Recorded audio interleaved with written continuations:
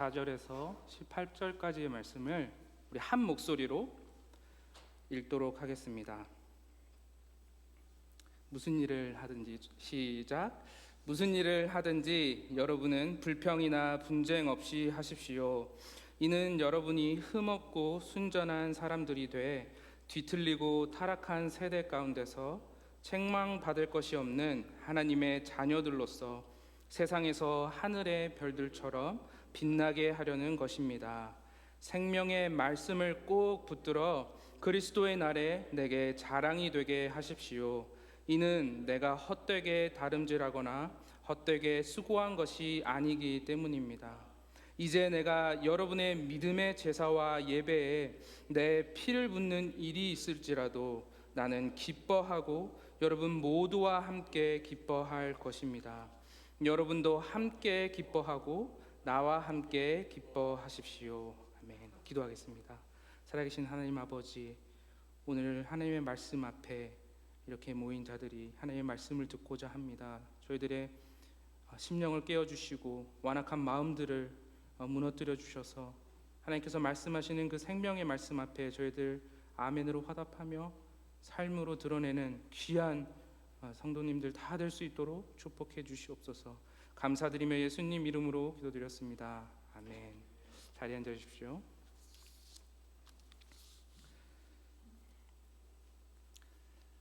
저는 겁이 참 많은 사람입니다. 그래서 어렸을 때부터 참 겁이 많았어요. 그 중에서 좀 가장 무서워했던 것들 중에 하나가 바로 어둠이라는 것이었습니다. 불을 끄고 자기 위해서 밤에 이렇게 눕게 되면 이 신경이 곤두서지고 온갖 희미한 소리들이 들리면서 식은땀이 쫙 나면서 이게 귀신들이 나를 잡으러 오는 것이 아닌가. 그리고 어렸을 때 들었던 귀신 이야기 중에 지금까지도 기억이 남는 게 친구가 얘기해 준 건데, 이 천장에 보면은 모서리가 이렇게 세 군데가 모이는 데가 있지 않습니까? 거기에 귀신들이 모여서 뭔가를 하고 있다. 그래서 딱 밤에 돼서 불을 끄면 도저히 거기는 쳐다볼 수가 없는 거예요. 그렇게 참 밤에 이렇게 무서워하기도 하고, 또 아기 때에는 엄마한테 가서 엄마 품에서 자기도 하고, 그렇게 어두움을 참 무서워했었습니다.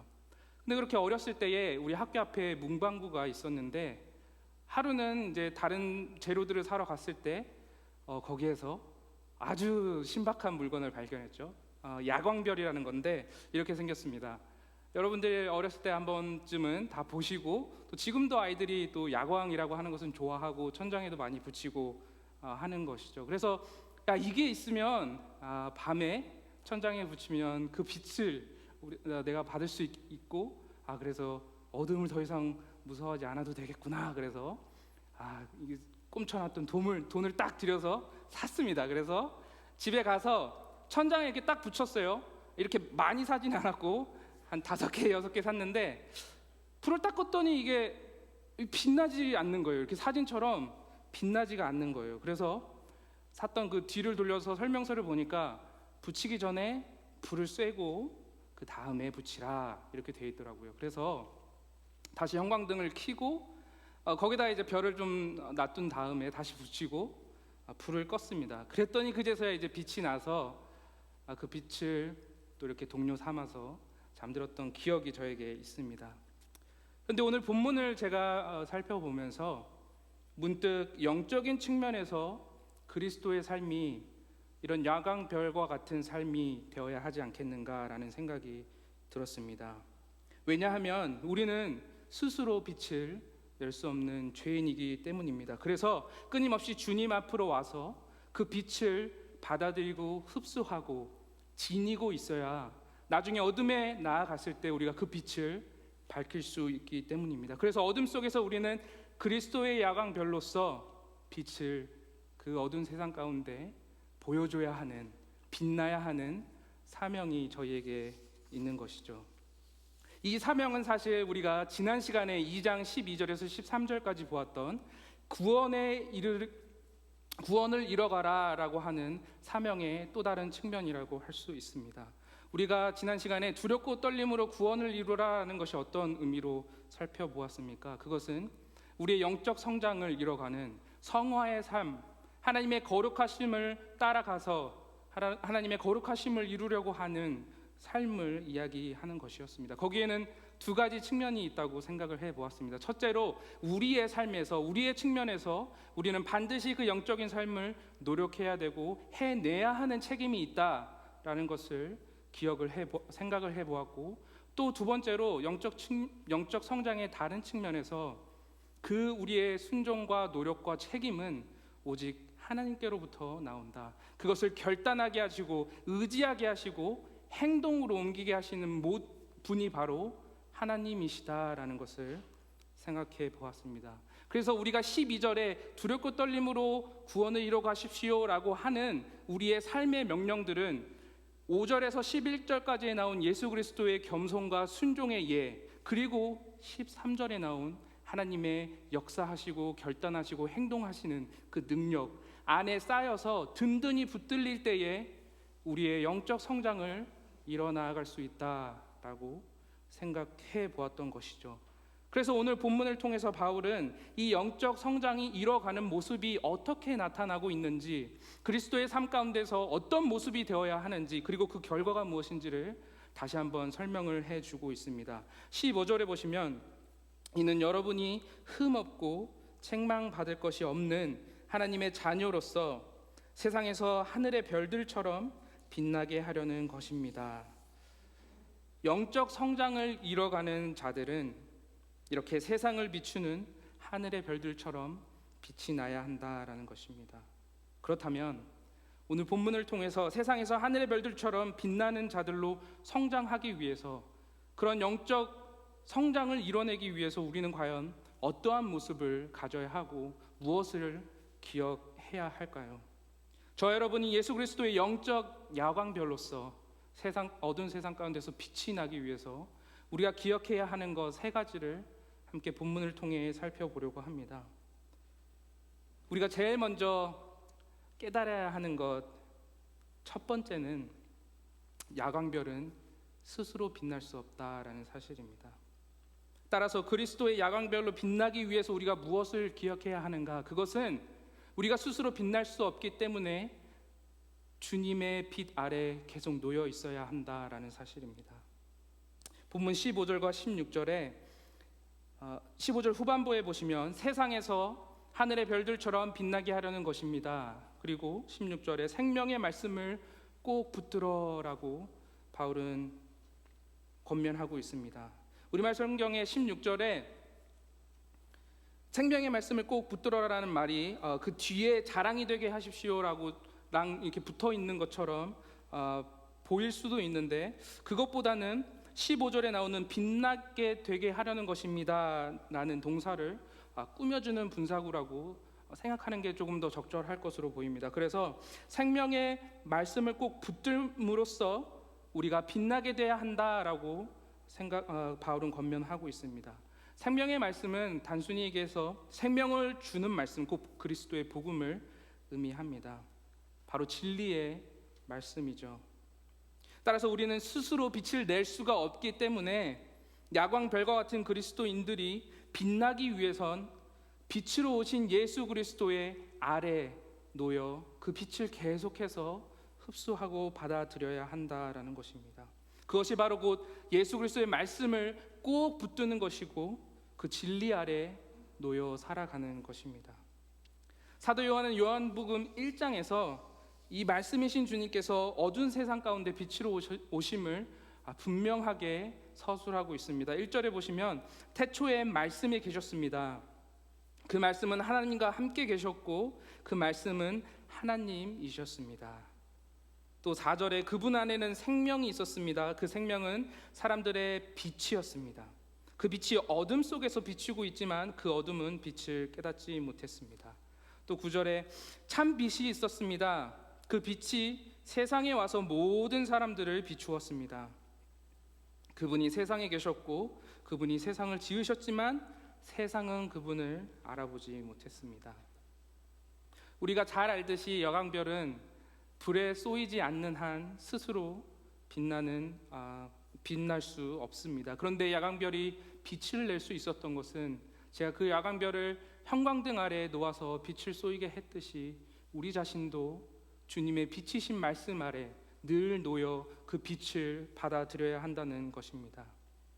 이 야광별의 특이한 원리가 있습니다. 이 야광이라고 하는 물질의 원리가 있는데, 원래 모든 물질은 어떤 빛 에너지나 열 에너지를 받으면 그 안에 있는 원자들이 들뜬 상태, 흥분 상태가 됩니다. 그래서 더 많은 움직임을 가져가게 되고, 우리가 잘 알다시피 놀이터에 가보면 예전에 원형 지구본이 있었는데, 거기에 타서 그거를 빨리 돌리면 돌릴수록 우리가 이렇게 바깥으로 원심력에 의해서 멀어지는 그런 것을 경험해 본 적이 있으시듯이, 그렇게 흥분된 원자들은 그 핵을 돌면서 바깥으로 점점점 그 에너지를 가지고 멀어지게 됩니다.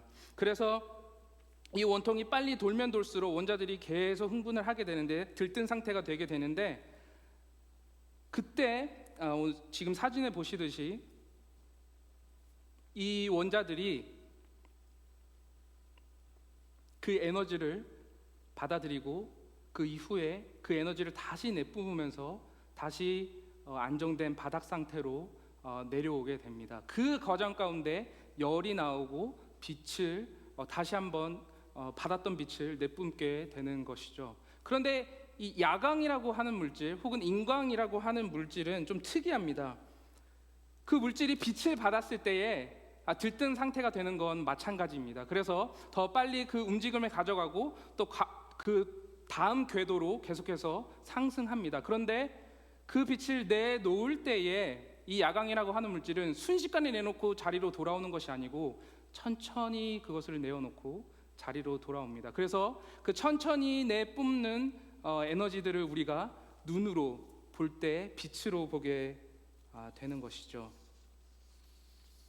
그래서 야광별이 이렇게 빛나기 위해서는 주님 앞에 놓여서 그 빛을 받아들이고 자기가 가진 그 빛을 계속하여서 세상 가운데 내어놓을 때에 어두운 세상 속에서 빛을 낼 수 있는 것입니다.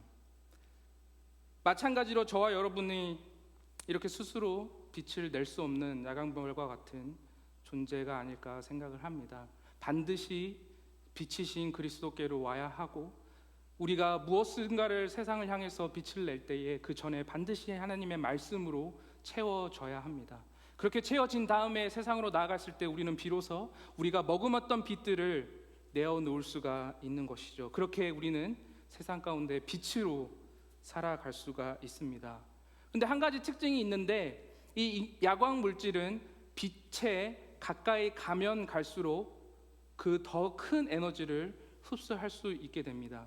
그래서 나중에 어둠 속에 나왔을 때에 그 빛을 더욱더 오래 낼 수 있도록 지속성을 가질 수 있게 됩니다. 여러분의 삶에서도 마찬가지입니다. 여러분이 얼마나 가까이 예수께로 다가오는지, 얼마나 가까이 주님의 빛, 말씀, 그 생명의 말씀 가운데 다가가고 있는지, 더 다가가면 다가갈수록 여러분이 여러분의 삶 속에서 내어놓을 수 있는 그 빛은 더 지속이 될 것입니다. 우리는 어둠 속에서 두려움과 불안함과 절망에 사로잡혀 있는 자들을 위해서 이렇게 하늘의 별들처럼 빛나야 합니다. 빛나기 위해서는 그 전에 반드시 그 빛을 머금어야 합니다. 흡수해야 합니다. 그리고 우리가 가장 가까이 주님과 함께 했을 때에 가장 오래 세상 가운데 빛을 낼 수 있음을 기억하시고, 그렇게 그리스도의 야광별로서 오늘 하루도 살아가시는 여러분이 되시기를 간절히 바랍니다. 이것이 어둠 속에서 밝게 빛나기 위해서 우리가 깨달아야 하는 첫 번째 스텝입니다. 바로 빛이신 주님 안에 놓여서 우리가 빛을 충분히 흡수해야 한다는 것, 가까이 가면 갈수록 더 오래 빛을 내뿜을 수 있다라는 것이죠.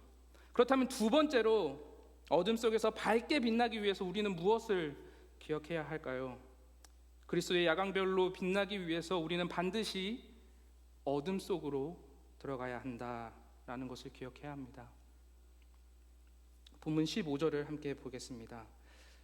이는 여러분이 흠없고 순전한 사람들이 돼 뒤틀리고 타락한 세대 가운데서 책망받을 것이 없는 하나님의 자녀들로서 세상에서 하늘의 별들처럼 빛나게 하려는 것입니다. 하늘의 별들처럼 빛나야 하는 장소는 반드시 어두운 세상이어야 합니다. 세상 가운데서 하늘의 별들처럼 빛나야지 교회 안에서 크리스찬끼리 있을 때에는 그 빛을 정확하게 낼 수가 없습니다. 제가 어릴 적 야광별을 이야기를 드렸지만 이것을 천장에 놓고 불을 껐을 때 바로 빛이 나지 않았습니다. 잘 알다시피 그것은 빛 아래에 놓아서 빛을 먼저 흡수한 다음에야 그 빛을 낼 수 있는 것이었기 때문이었습니다. 그리고 나서 제가 기억이 나는 게 이렇게 형광등 앞에 제일 높은 손을 뻗어서 빛을 닿게 하고 조금 있다가 이제 손을 내리고 보는데 이 여전히 빛이 나지 않는 것이었습니다. 빛을 분명히 제가 쏘였는데 이렇게 보니까 여전히 그냥 플라스틱, 초록색 플라스틱인 것이었습니다. 그래서 왜 그런가 봤더니 제가 그래서 그냥 천장에 그것을 붙이고 어떻게 되려나 하면서 불을 껐습니다. 그랬더니 그제서야 제가 깨달았죠. 바로 어둠 속에 가야 그 야광별이 빛이 난다는 사실이었습니다. 태양빛보다 더 밝은 빛은 없습니다.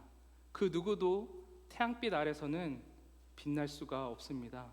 우리가 만약에 영적 야광별이라면, 그래서 주님 아래서 그 빛을 다 흡수했다면 우리는 반드시 어두운 세상으로 나아가야 합니다.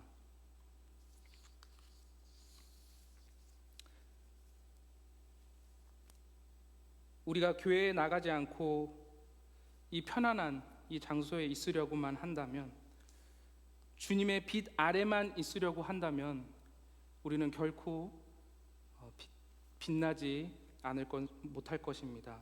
그렇기 때문에 크리스찬이 빛나기 위해서는 반드시 어두운 세상으로 들어가야 하는 것입니다.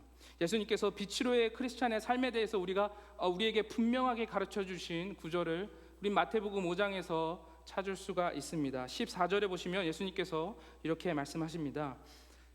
14절에 너희는 세상의 빛이다. 산 위에 세워진 도시는 숨겨질 수 없다.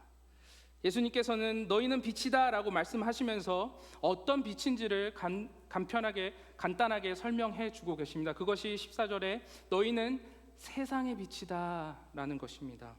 주님의 빛도 아니고 교회의 빛도 아니고 공동체의 빛이라는 표현도 사용하지 않으셨고, 주님은 세상의 빛임을 우리에게 가르쳐주고 계셨습니다. 크리스찬은 다른 무엇보다 세상 가운데서 세상을 향한 세상의 빛을 내는 빛이어야 한다라고 가르쳐 주셨습니다. 이어서 16절에 보시면 너희 빛을 누구에게 비추라고 말씀하고 계십니까? 너희 빛을 사람들에게 비추라 라고 말씀하고 계십니다. 그래서 그들이 그 빛을 보고 선하게 행동하는 그 행동을 보고 하늘에 계신 우리 아버지께 영광을 돌릴 수 있도록 하라라고 명령하고 계십니다. 또 요한복음 9장에 가서 보시면 예수님께서는 자기 자신을 세상의 빛이라고 또한 말씀하셨습니다. 그런데 중요하게 그 전에 언제 어디서 어떻게 빛나시는지 빛이 되시는지를 말씀해 주시는데, 그것이 바로 내가 세상에 있는 동안에 나는 세상의 빛이다 라고 말씀하셨습니다. 크리스찬의 삶 가운데 별들로 빛나야 하는 사명이 있는 우리의 삶 가운데 어디에서 빛나는지는 정말 중요합니다. 저와 여러분이 세상의 빛이 되어야 하는 사명이 있는 것을 믿으십니까? 그렇다면 우리가 야광별로서 주님 앞에 나아가 주님의 놀라운 진리의 빛을 흡수한 뒤에 우리는 반드시 어두운 세상 가운데로 나아가 그 빛을 발산해야 하는 겁니다.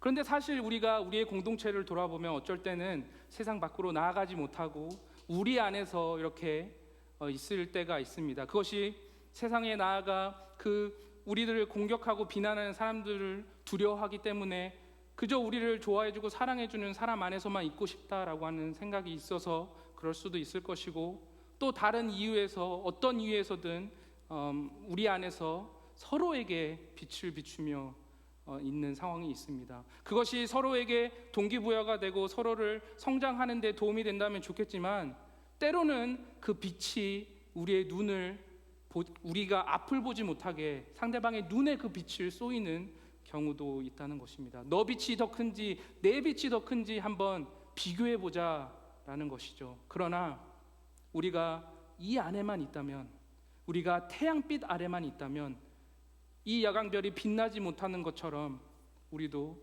이곳에서는 크게 빛날 수가 없습니다. 오늘 바울 사도는 빌립보 교인들을 통해서 세상의 빛으로 살아가라라고 이야기하고 있습니다. 그것은 예수 그리스도께서 우리에게 말씀하신 세상의 빛이라라는 말씀과 동일한 말씀입니다.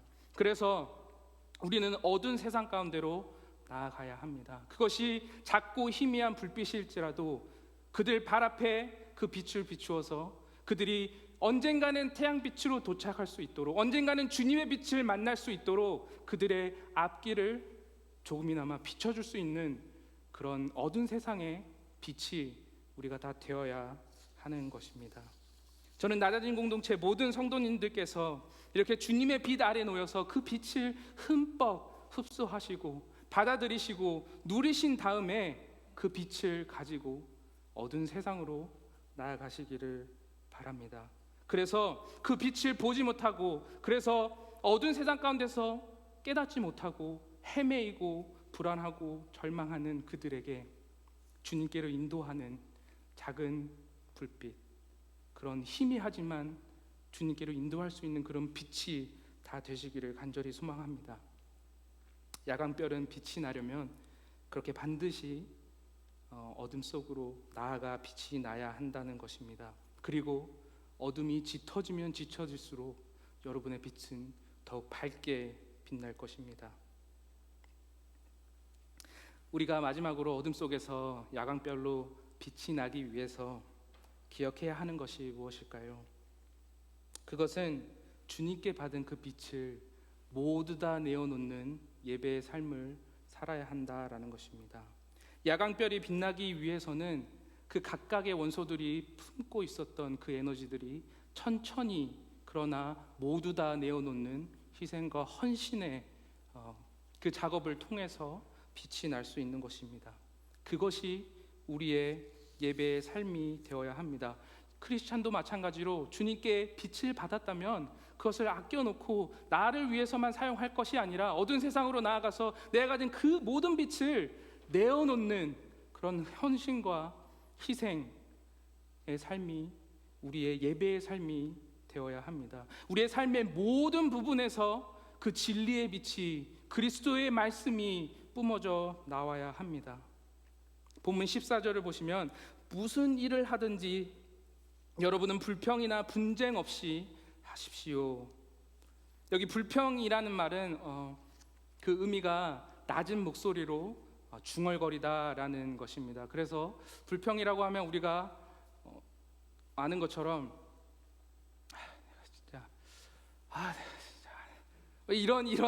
이런 거죠. 어떤 사건을 봤을 때 직접적으로 얘기는 하지 않지만 마음에 내가 저럴 줄 알았어요.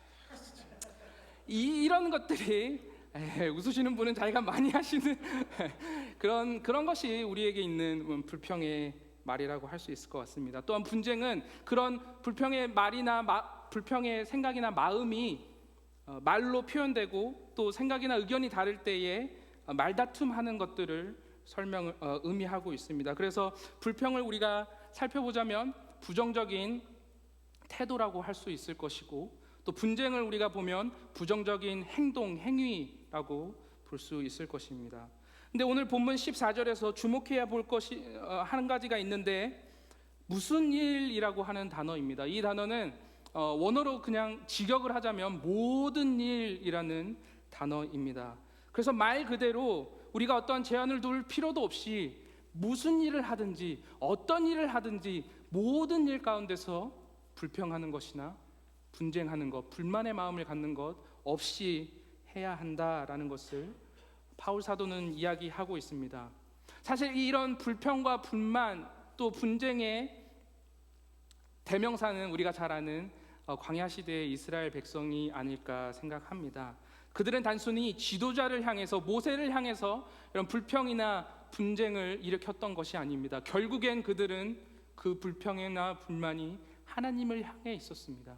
다시 말해서 그들의 삶이 하나님 앞에 드려지는 예배라는 것을 인식하지 못했을 때에 그들의 마음 가운데, 그들의 행동 가운데 불평과 불만이 싹트기 시작했고, 그것은 주변 다른 민족들이나 다른 사람들에게, 또 자신들의 2세들에게 영향을 미쳤습니다. 그들은 마음의 불평과 불만을 품었을 때에 결코 별처럼 빛나는 그런 삶을 살지 못했고, 하나님이 약속하신 그 멋진 젖과 꿀이 흐르는 가나안 땅 앞에서 모두 들어가지 못하는 아픔을 맛보아야 했던 것입니다. 때로 우리는 돌이켜보면 크리스찬임에도 불구하고 부정적인 생각이나 말을 자주 하는 사람들을 가끔 보게 됩니다. 교회에서나 또 공동체에서나 또 비즈니스를 할 때에 어떤 일을 진행하려고 하면 긍정적이고 건설적인 이야기를 하기보다는 계속해서 안 되는 점, 불만이 있는 점, 불평이 있는 점들을 이야기를 하는 사람을 봅니다. 그런 사람들은 또한 그런 태도로 다른 사람들을 대합니다. 그런데 만약에 그 상대방이 크리스찬이 아니라면, 믿지 않는 사람들에게 늘 자신의 삶에 대한 불평과 불만을 이야기하고 있었다면, 그 상대방은 그 사람을 보며 하나님을 어떻게 생각했겠습니까? 당신은 하나님을 믿고 또 하나님이 당신의 삶을 인도하심을 믿는 사람으로 알고 있는데, 크리스찬으로 알고 있는데, 매번 보면 당신의 삶에 불만이 있고 불평이 있는 것을 보니 하나님이 당신의 삶을 사랑하시진 않는 것 같습니다. 당신의 삶을 그렇게 잘 인도해 주지 않는 분 같습니다. 제가 그런 분을 어떻게, 왜 믿어야 하죠? 라는 질문을 여러분이 받게 된다면 여러분의 불빛은 꺼진 것이라고 할 수 있습니다. 그래서 크리스찬이 빛나려면, 별빛처럼 밝게 어둠 가운데 빛나려면 무슨 일을 하든지 모든 일 가운데 우리는 불평과 불만의 말이 없이 하나님 앞에 예배의 자세로 감당해야 한다는 것입니다. 그것이 흠없고 순전한 사람들로 세워져서 불평과 불만이 가득한 이 어두운 세상 가운데 별로 빛날 수 있는 방법입니다. 그런데 사실 우리도 잘 알다시피 이 불평하는 것, 그리고 불만의 마음, 분쟁하는 이 태도를 제어하는 것이 참으로 어려운 일임을 우리는 살면서 느끼고 있습니다. 그것은 우리만의 문제가 아니었습니다. 왜냐하면 야고보 사도는 야고보서에서 또 3장에서 이렇게 이야기하고 있기 때문입니다. 1절에 보시면, 내 형제들이여, 더 큰 심판을 받을 줄 너도 나도 알고 너도 나도 선생이 되려 나서지 마십시오. 우리는 모두 실수가 많기 때문입니다. 만일 누가 말에 실수가 없다면 그는 자기의 온 몸도 제어할 수 있는 완벽한 사람입니다. 오늘 야고보 사도의 말을 들어보면 우리는 실수가 많은 사람임이 분명합니다. 그런데 말의 실수가 가장 많은 사람임이 분명합니다. 왜냐하면 우리가 말에 제어할 수 있다면, 말의 실수를 아낄 수 있다면, 우리가 우리의 말에 불평과 불만을 제거할 수 있다면 그것은 곧 우리의 온 몸도, 다른 정욕도, 다른 죄악들도 제어할 수 있는 사람이라고 이야기하고 있기 때문이죠. 세상은 저와 여러분 크리스찬들을 지켜보고 있습니다. 그것은 분명한 사실입니다. 우리가 어떤 말을 하는지, 우리가 어떤 태도를 가지는지, 우리가 어떤 행동을 하는지 그들은 지켜보고 있습니다. 그래서 그 가운데서 밝은 빛으로 빛나는 것이 쉬운 것은 아닙니다. 그러나 우리가 무슨 일을 하든지, 어떠한 행동을 하든지, 어떠한 태도를 가지든지 그것이 하나님 앞에서 예배의 삶으로서 한다라는 인식을 가지고 우리가 살아간다면, 그래서 우리가 받은 주님의 빛을 그 모든 삶 가운데, 전 삶의 영역 가운데 뿜어낸다면 우리는 어두운 세상 가운데서 빛으로 살아가고 있는 자들일 것입니다.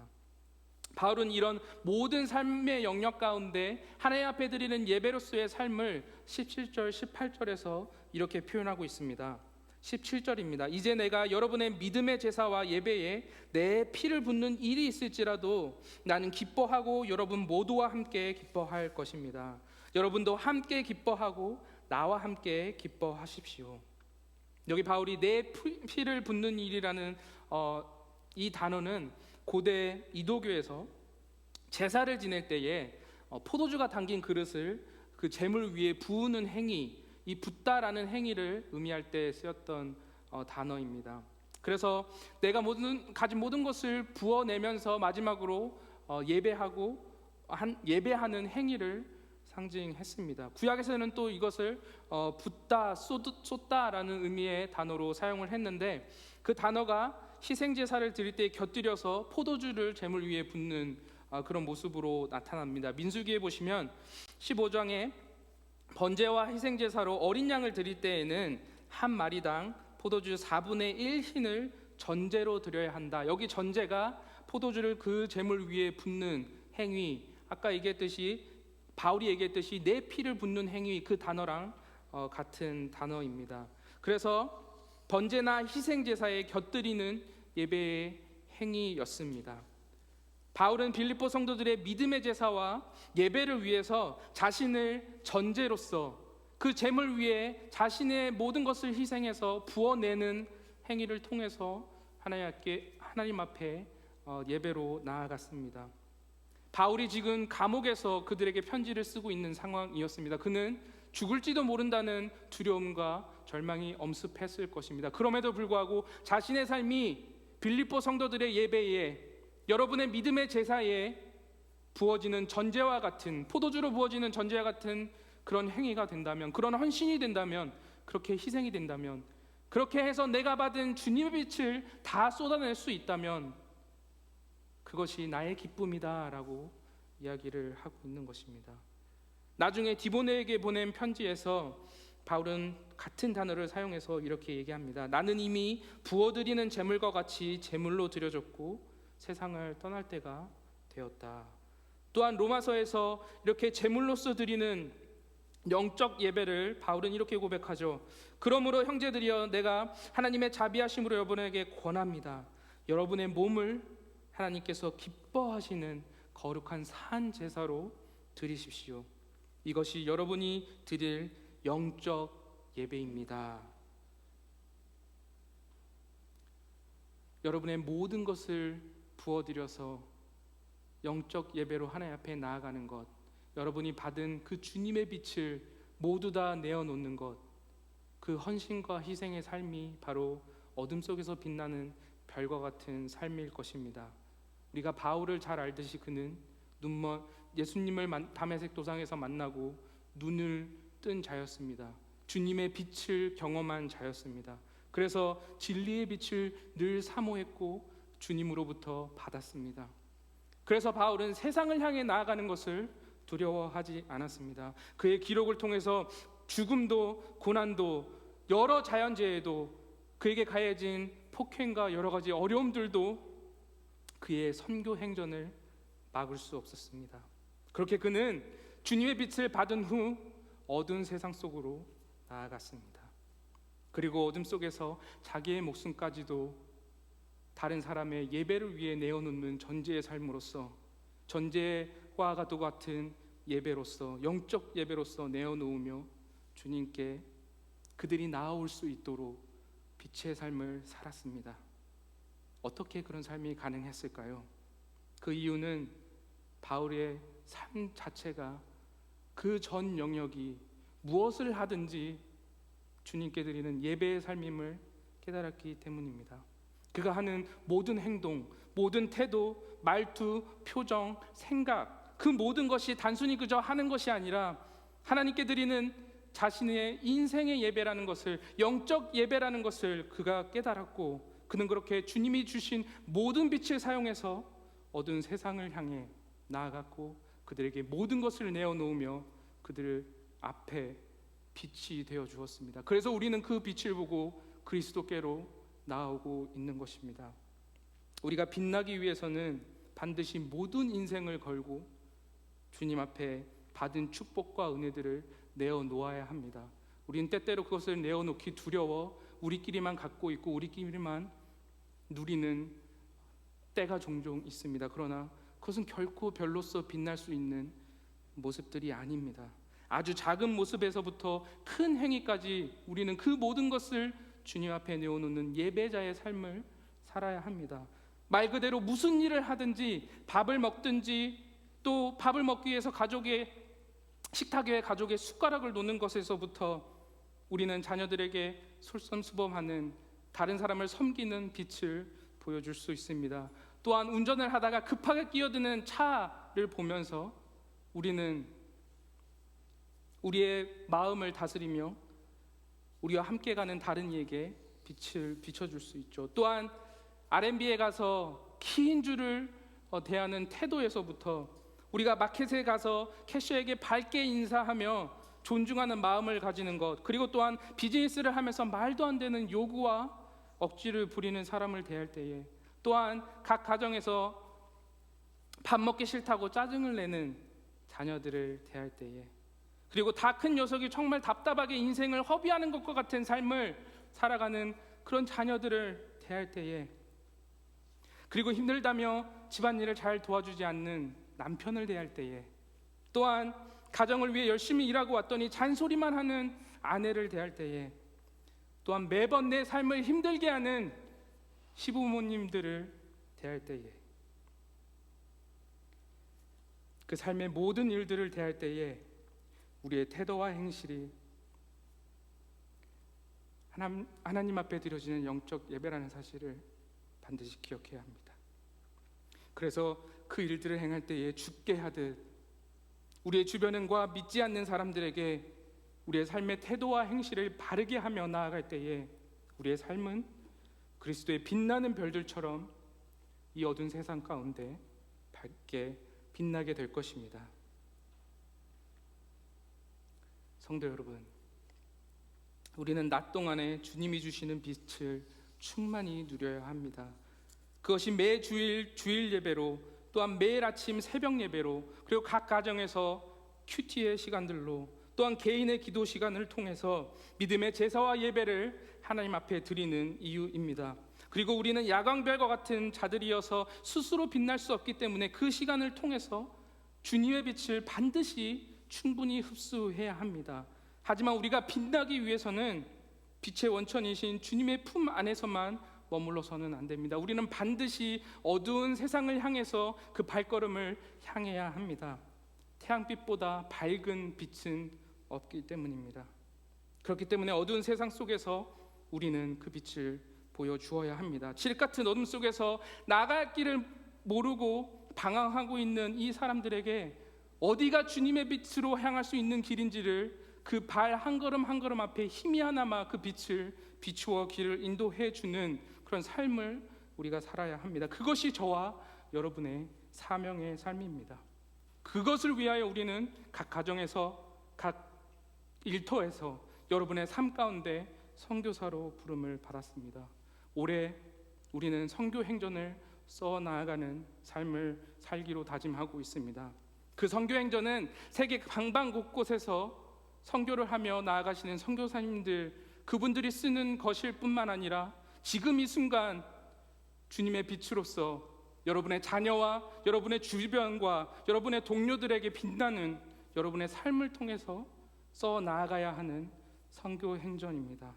그렇게 그리스도의 별들로서 여러분은 지금 이 순간에도 여전히 선교 행전을 여러분의 삶을 통해서 써 나아가야 합니다.